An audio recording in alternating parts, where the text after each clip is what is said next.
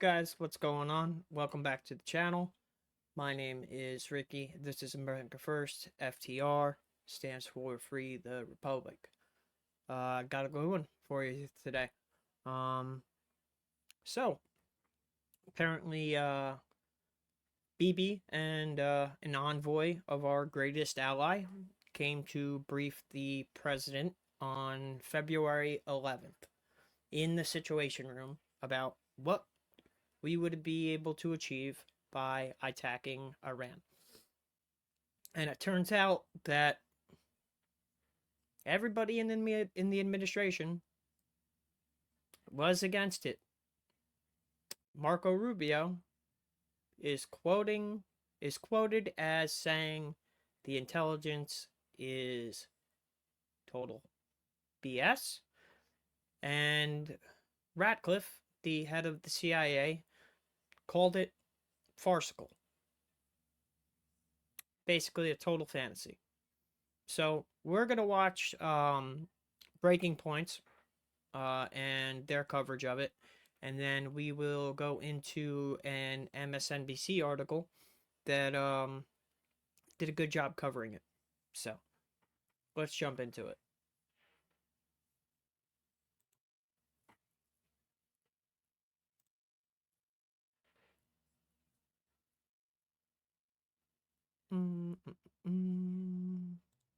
Here we go.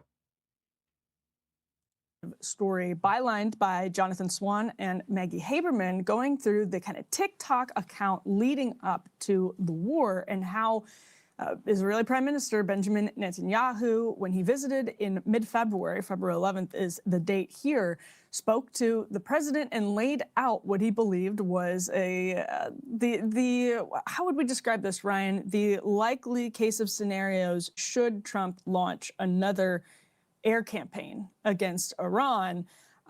This was a big story. And I've seen some people saying, well, now we all trust the New York Times again, because it's got some huge details about what different members of Trump's cabinet, what different advisors were saying to him.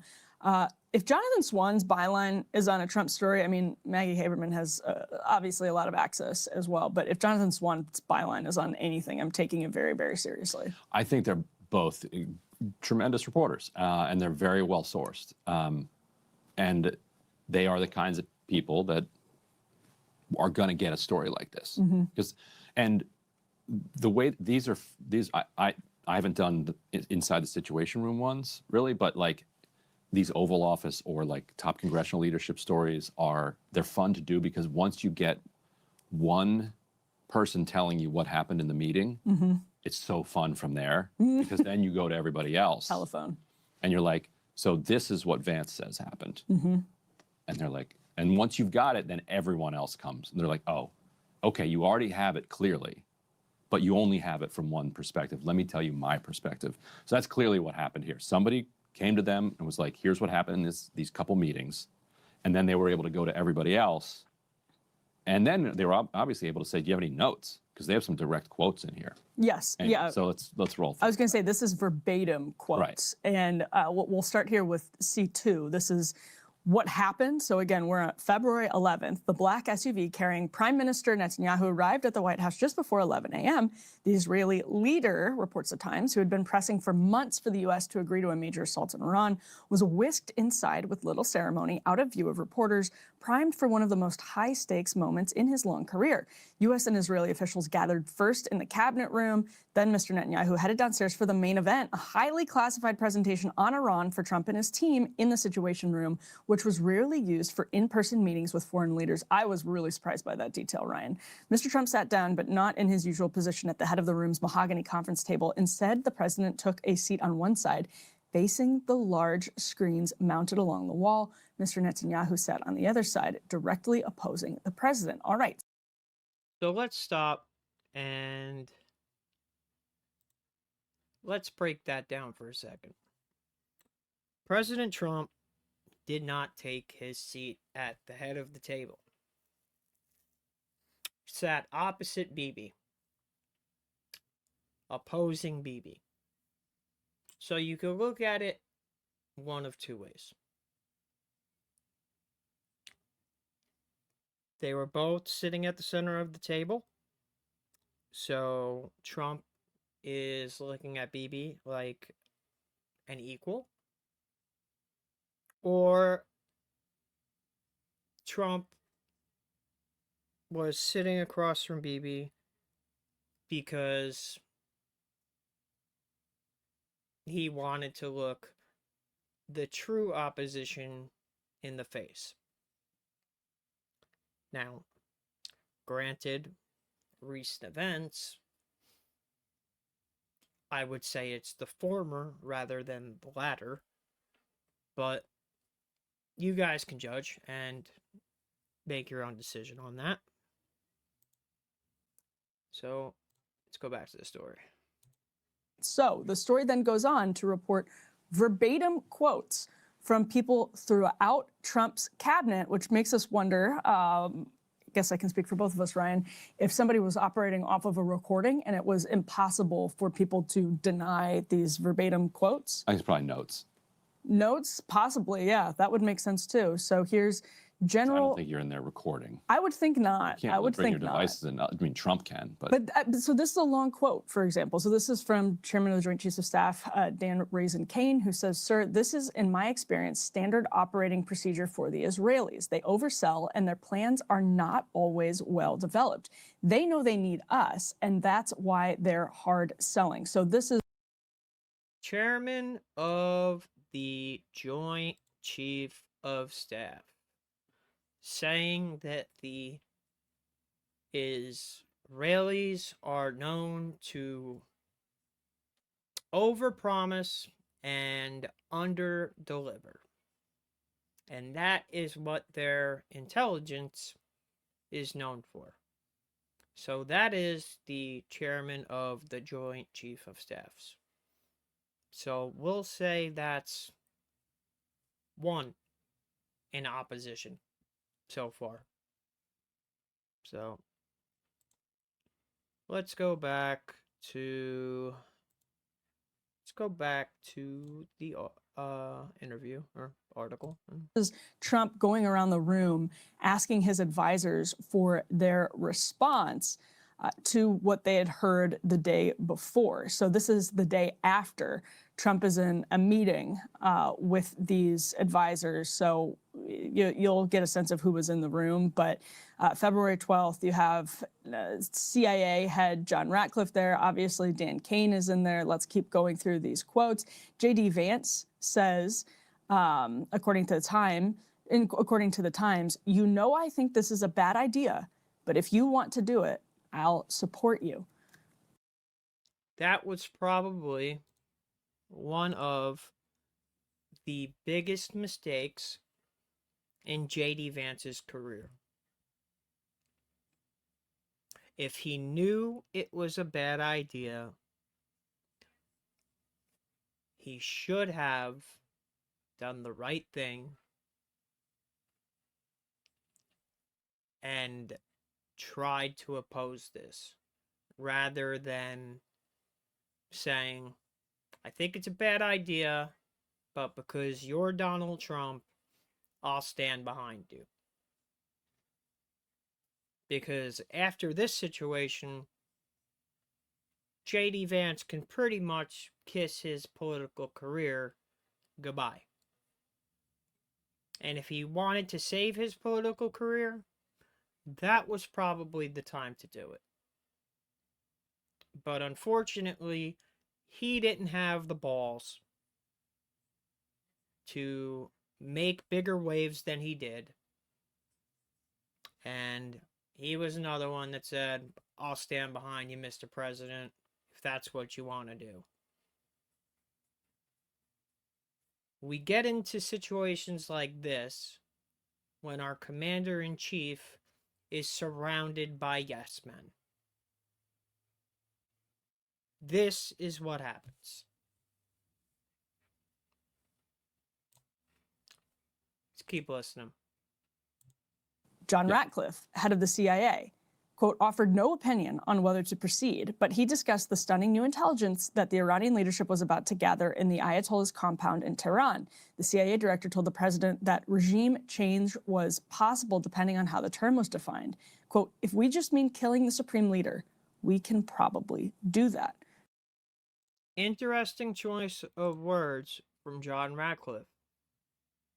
If we define regime change, we may be able to achieve it. And if you notice, the Trump administration has been pivoting towards, they have achieved regime change, even though it is the same Iranian regime that was in charge prior to the conflict. It's the Ayatollah's son. Would you say that's a different regime? I wouldn't. But it all depends on how you define regime change. If killing the Ayatollah is regime change, well then yeah, it's regime change. So basically, regime change is whatever you want to call it. Having the Ayatollah's son as the one making decisions in Iran is not a fucking regime change. In case anybody didn't notice. But let's keep going. And then we also go through Marco Rubio, who said basically, according to the Times, the Israeli assessment was bullshit. Good for you, little Marco. Good for you for calling out the bullshit. Good for you, man. Yeah. So basically, yeah. So the Israelis. So Netanyahu said.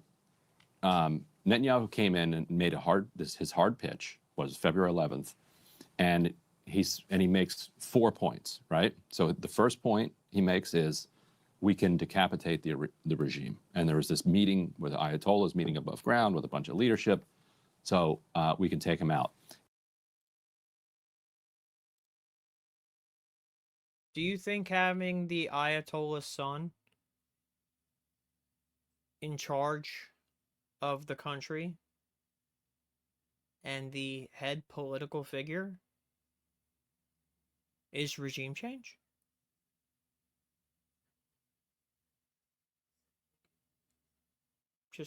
Just asking. Doesn't seem like that's really all that much of a change.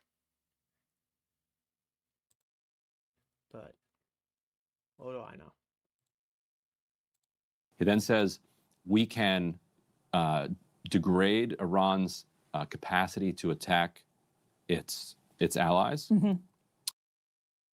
Did they do that? I'm pretty sure the Palms Hotel was struck. Oil infrastructure was struck. Tel Aviv was under a mandatory evacuation recently, within the last couple days. And we lost 13 military bases that are uninhabitable. The 5th Fleet Naval Headquarters. And it seems like an aircraft carrier that's going to be out of commission for over a year due to a kitchen fire.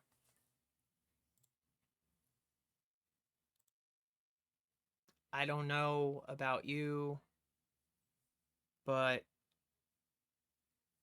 it seems like that was bullshit.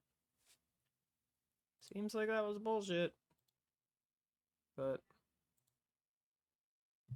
I don't know. Let's keep going. Not its allies, our allies, the Gulf allies, and they'll be so weak they won't be able to block the Strait of Hormuz. They won't be able to block the Strait of Hormuz. Do you know that before this war started, the Strait of Hormuz wasn't blocked? it was open. The strait closed after we started bombing Iran. So it's not like we went to war with Iran to open the strait. The strait was already open. They closed it after we decided to fucking bomb them.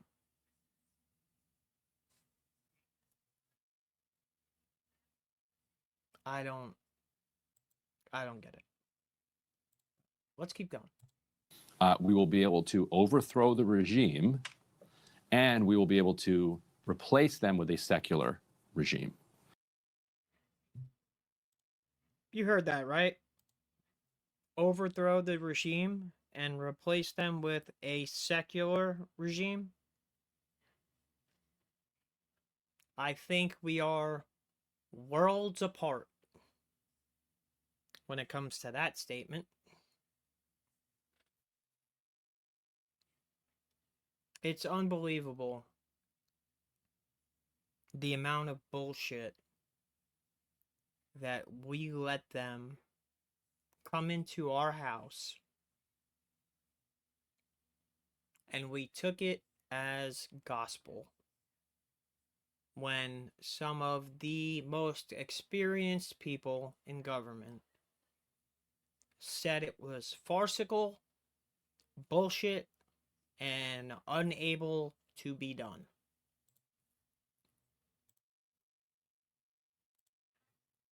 But if you think it's a good idea, Donald Trump, we'll support you.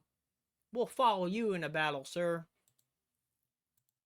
So those were the four things that Netanyahu claimed were possible. So then they asked the CIA overnight to go over this stuff. They come back the next day for this February 12th meeting, which you're talking about here.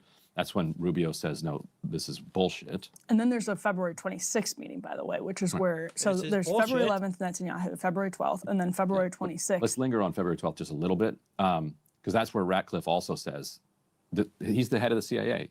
He's like, what do you think about this assessment from the Israelis that these four things are possible? CIA calls it farcical. Yes. Ratcliff says they always do. Oh, no, Kane says they always do this. Mm-hmm. The CIA called it farcical.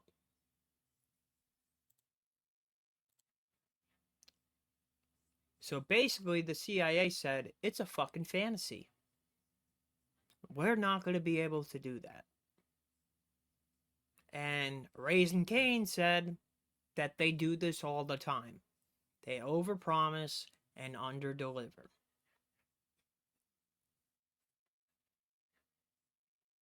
Yet we still went. Kind of blows my mind. Ratcliffe's like, yeah, no.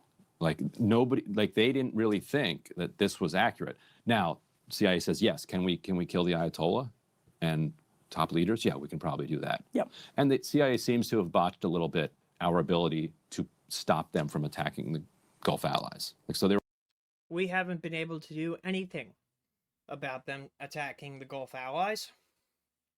They've attacked the Dubai airport, all the ports that we use and can resupply our Navy, all the way up to Italy. 13 of our bases, the Naval 5th Fleet headquarters. It seems like none of it was achievable.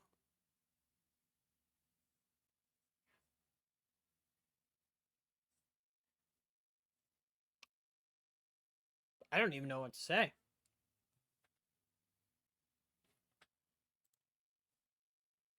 Other than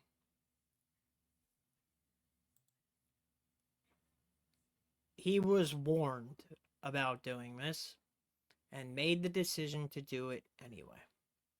They were even wrong about that. But the CIA was very clear, you're not going to do a regime change. It's very unlikely. And you're not going to replace him with a secular leader. Even though, again, Netanyahu was telling Trump. And Trump, according to the story, Netanyahu lays all of this out, and Trump says basically some version of, sounds good. Yeah, and then the CIA says, well, you can't actually accomplish that. And Trump says, well, that's their problem. Mm-hmm. And the Times writes, it's not clear if he even meant regime change was Israel's problem or the Iranian people's problem. But either way, Trump's like, all right, so actually the thing you're saying you want to do, we can't actually do, but we can kill the Ayatollah? All right. So anyway, go ahead. Well, no, let's flash forward to February 26, where, again, according to the Times story, and we can speculate on the sourcing for it, obviously there's sourcing across the board because they have, again, direct quotes from multiple meetings, but it's clear, with the possible exception of Hegseth, utterly tepid reactions. Nobody other than our drunk Secretary of War, who has less military experience than some of my friends from high school, thought that it was a good idea. You have General Kane, the chairman of the Joint Chief of Staffs, saying this is not a good idea. But let's listen to National Guardsman Pete Hegseth, because he knows more than General Kane. Yeah, working out real well. Working out real well. Across the board from Trump's advisors. Yeah, nobody really, other than Hegseth, wants to do this, it seems like. Yeah, nobody's excited about it. Everybody is supporting Trump and making it very clear that they support Trump, which is obviously cowardly if you oppose staunchly. Turns out it was important, and Trump wanted to have people that would push back against him. Good point. How about Get that? these clowns in there and who are against it but won't say it, plus Hegseth, and we get a war. Again, if J.D. Vance thought this was a bad idea, he should have done more to try to stop it, because his political ambitions blew up when the first bomb blew up in Iran. Because if anybody thinks JD's going to get elected, they're out of their fucking mind. Because it's not going to happen.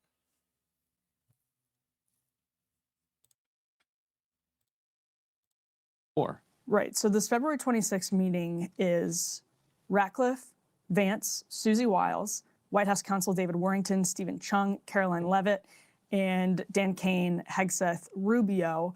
So President opens up the meeting. They go around the room. This is where JD says, I think this is a bad idea, but if you want to do it, I support you. Susie Wiles says if Trump feels he needs to proceed for America's national security, then he should go ahead. Ratcliff says if we just mean killing the supreme leader, we can probably do that. So it depends on how you define regime change. White House counsel says it's, quote, a legally permissible option in terms of how the plan had been conceived by U.S. officials and presented to the president. That's how the Times describes it, and did not offer a personal opinion. Stephen Chung apparently laid out the likely public relations fallout. Quote, Mr. Trump had run for office opposed to further wars. People had not voted for conflict overseas. The plans ran contrary, to everything the administration had said after the bombing campaign against Iran in June. Goes on to say, that whatever decision Mr. Trump made would be the right one. Caroline Leavitt said it was his decision and that the press team would manage it as best they could. Hegseth said, can I just give a round of applause to Stephen Chung? Because he seems like he's the only person that had the balls to admit to Trump what this was going to do to the base. Now, the boomers and the MAGA cultists still, and any Zionist in any religion, they all support this. If you don't support this, you are labeled a liberal, a Democrat, a libtard. I've been called every derogatory name for Democrat in the book. Let me be clear about my positions. I don't support H-1B visas. I want almost no immigration into the country. I want strong borders. I want voter ID. I want to onshore manufacturing. I want accountability for Israel, our greatest ally, blackmailing a sitting president. And I'm not talking about Donald Trump. I'm talking about the Monica Lewinsky scandal. And if you don't know the history around that, you should probably do some research. Why do you think Epstein was at the White House 17 times during the Oslo Accords? Because Bill Clinton was giving the Palestinians more favorable terms than the Israelis were comfortable with. Who do you think leaked the Lewinsky phone tapes? I'll give you one guess. It wasn't anybody from our country. Came from our greatest ally. You know, the ones that walked us into a trap. They really seem like they care about the welfare of Americans, right? They care about their greatest ally. Says they would have to take care of the Iranians eventually, so they might as well do it now. They could run the campaign in a certain amount of time with a given level of forces. Rubio says if our goal is regime change or an uprising, we shouldn't do it. But if the goal is to destroy Iran's missile program, that's a goal we can achieve. Everyone deferred to the president's instincts, and Trump ended basically by saying, I think we need to do it. I think we need to do it. Well, what has that gotten us? 13 bases destroyed, an aircraft carrier out of commission. I think it's up to 16 planes that have been destroyed. 2 refuelers. We had an F-15 shot down over Iran. We had to rescue 2 pilots. We lost 13 bases. We lost the Naval 5th Fleet Command Center. Every port that our Navy can use to restock and refuel has been destroyed all the way to Italy. I would not call it a success. And it was all based off of the intelligence of Bibi and our greatest ally. What is that like? I feel like we've been here before. Oh, that's right. Iraq and weapons of mass destruction. That was also intelligence from our greatest ally. Oh, that's right. Not a single member of the IDF fought along our soldiers in the global war on terror. Go figure.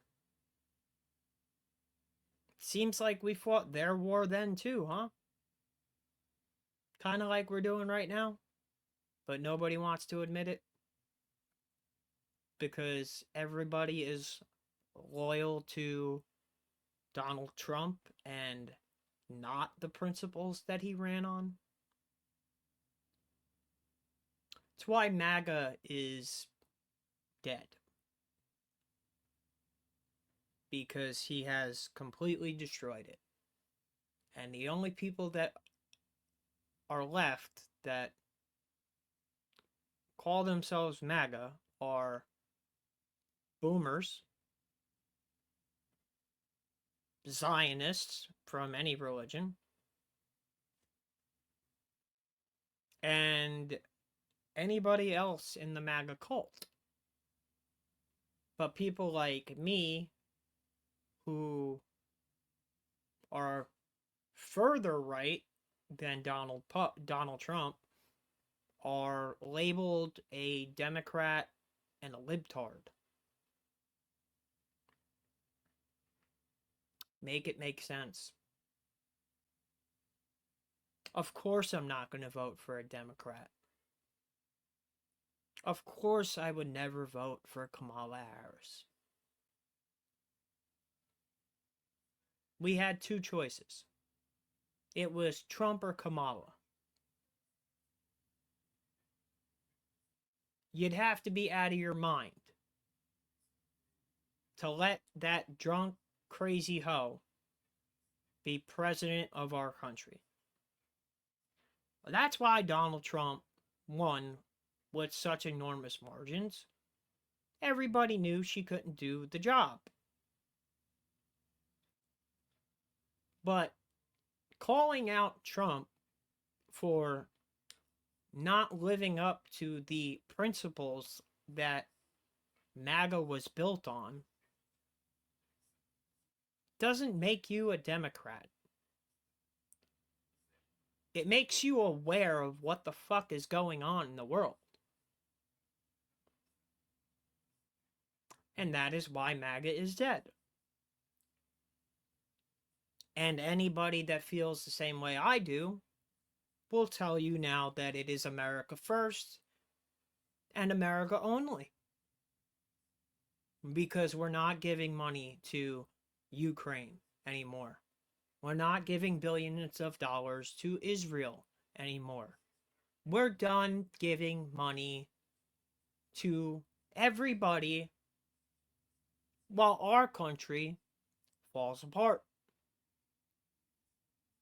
If you guys don't remember, that's what Donald Trump ran on. So for everybody saying, oh, you're a liberal, you're a Democrat, you're a libtard, I probably have stronger immigration views than you.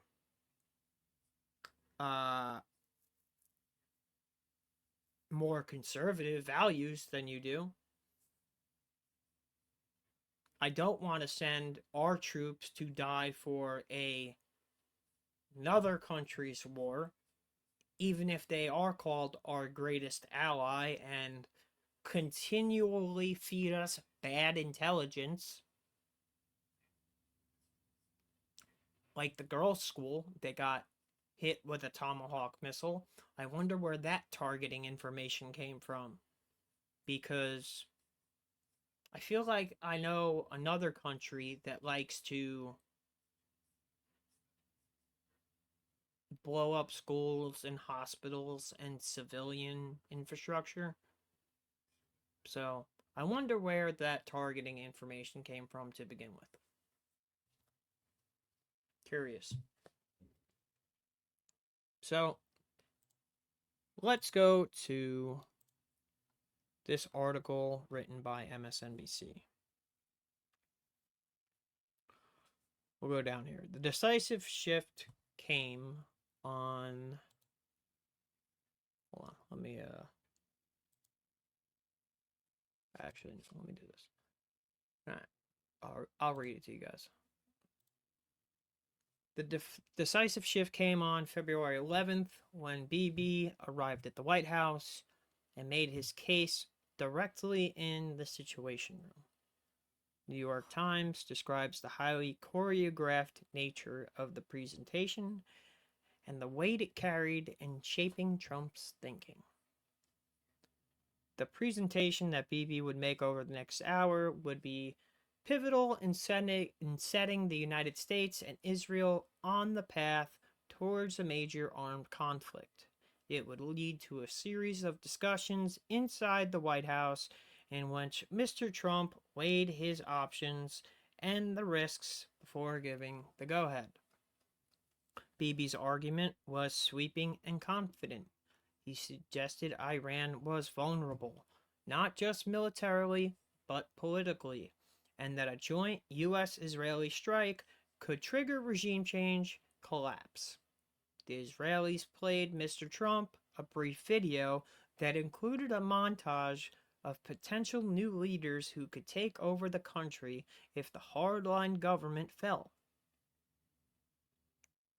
Mossad's intelligence indicated that the street protests inside Iran would begin again.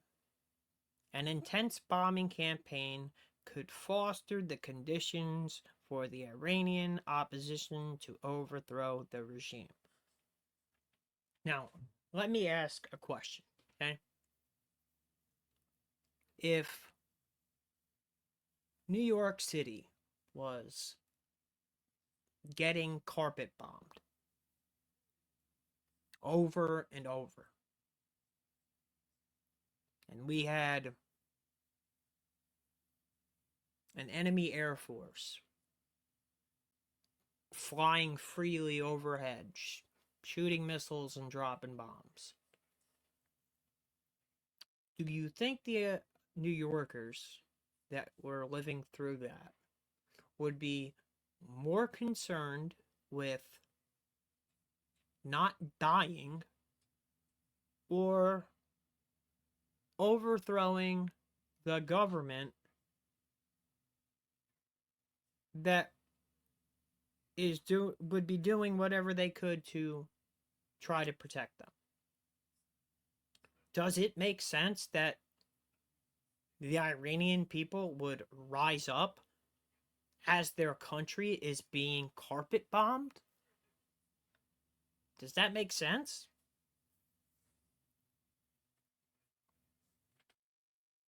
Doesn't make sense to me. The four-part plan and its unraveling. The following day, U.S. intelligence officials systematically dissected Bibi's proposal. The New York Times report lays out clearly how they broke it into 4 distinct components. First was decapitation, killing the Ayatollah. Well, we got that done. Second was crippling Iran's capacity to project power and threaten its neighbors. Well, I'd say that's a major L, considering they've destroyed all our bases, attacked all the Gulf countries, and haven't stopped blowing the hell out of Israel. The third was a popular uprising in Iran, and fourth was regime change with a secular leader installed to govern the country. Where was that leader going to come from? Just out of curiosity. Were we just going to helicopter him in and quick rope him into the Ayatollah's palace? Their conclusions drew a sharp line between what was militarily feasible and what was politically fanciful. The U.S. officials assessed that the first 2 objectives were achievable with American intelligence and military power. They assessed that the third and fourth parts were detached from reality.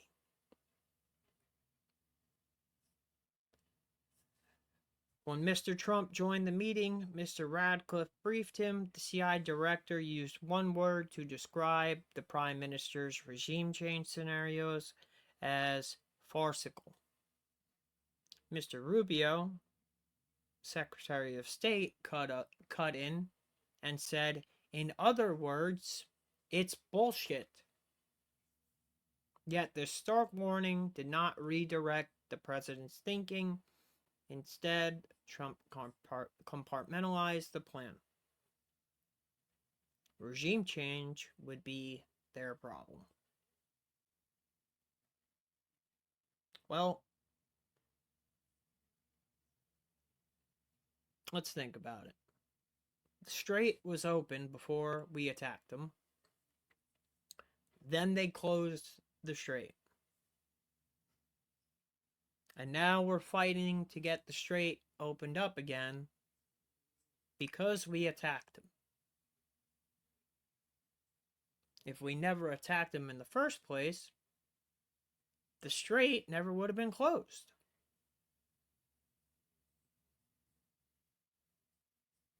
We lifted sanctions on Russian oil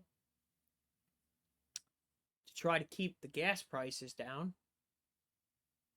They've doubled where I am. I know they've tripled in some places. So, what has actually been achieved?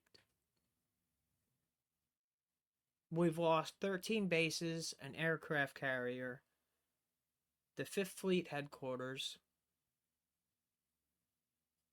more soldiers than they're letting us know about, a ton of airplanes, had to rescue 2 pilots, haven't gotten any enriched uranium, and now Iran has closed the strait. We're not capable of opening it. They're only letting through the people that they want, and they're taxing the shit out of them. So, who ended up in a better position? I would say it wasn't us. And who do we have to thank for that? Our greatest ally. You know, this reminds me a lot of another situation, another war that we fought. Weapons of mass destruction. Iraq. The global war on terror. There never were any weapons of mass destruction in Iraq. Guess where that intelligence came from?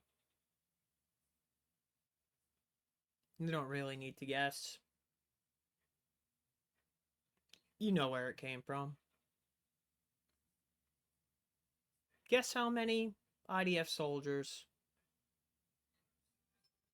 fought next to Americans in the global war on terror? Not one. So does this sound like an ally? Honestly, does this sound like a country that has our best interests at heart? Because the only people that are paying for this war are the American people. The American middle class, the American taxpayer, the American soldier. That's who's paying for it. And all of our Gulf allies who are getting attacked by Iran because we're supposed to be the ones able to defend them. Look how well that's working out. So, thought I'd make this video.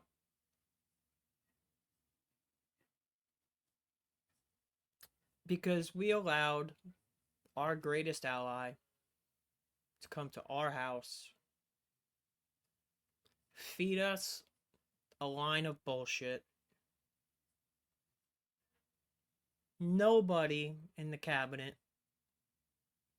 had the spine to really make waves.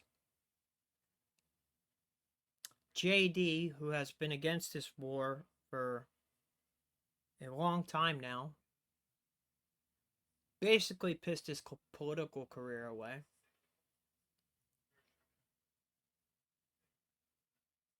And Trump still chose to go along with it, knowing what it was going to do, knowing most of the plan was impossible, knowing that it would fracture the base, which it has, because the only support he has left are boomers, Zionists, and people that are in the MAGA cult, people that are further right than those people are now labeled libtards, which makes zero fucking sense. And the situation just keeps getting worse. So, I want you guys to use some critical thinking skills and let me know in the comments whether or not you think a true ally to the United States would pull any of this shit. Because I don't think they would. But that's just me. Guys, my name is Ricky. This is America First. FTR stands for Free the Republic. Don't forget to like, subscribe, drop a comment down below. Let me know what you think. If you agree, disagree, don't really matter to me. Because this is objective reality that many of us are choosing to live in. And anybody that can't admit this is not living in reality. And it seems like there's a whole bunch of people that are not living in reality. So I'll keep making content like this and hopefully wake some of you guys up. Maybe before we're at nuclear war. But the way some of the MAGA cultists are acting, I don't think it's going to happen. I feel like it's falling on deaf ears. But I guess we'll find out. I'll be back with more. Remember to like, subscribe, comment down below, all that good stuff. Help me break into the algorithm, because we need more America First voices, not Trump loyalists. Hope everybody has a good day. Thank you for tuning in. I'll see you next time.